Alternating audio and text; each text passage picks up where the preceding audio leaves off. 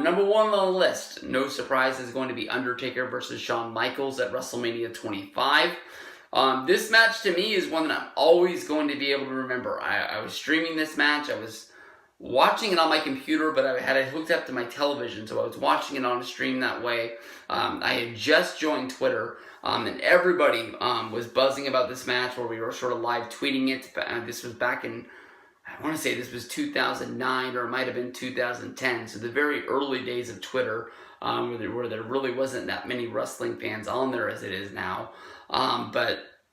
I remember the one thing that got me more than anything else is when Undertaker did the nosedive out of the ring, and it was Shawn Michaels and the cameraman that was out there. The cameraman would be later pointed out as the guy that messed this spot up. I believe it was Jimmy Snuka's son.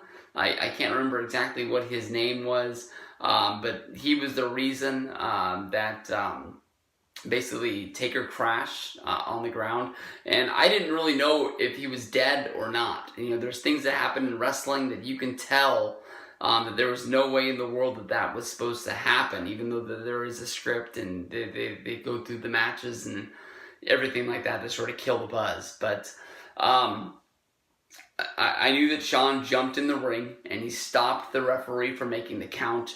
But nobody was able to go out there and check on Taker. I don't think that Taker wanted anybody to check on him. They gave him all the time in the world to sort of get himself back together and get back into the ring and still have the match still go.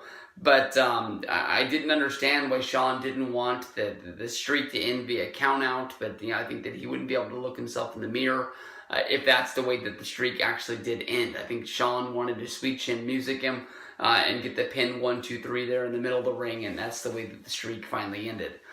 There's things that I still remember about WrestleMania 25. The entrance from Shawn, I still don't understand. He comes down from the heavens wearing that white coat, and then all of a sudden, in the blink of an eye, he's got this sort of Shawn Michaels get up on, and he's walking down towards the ring. I don't know how that magical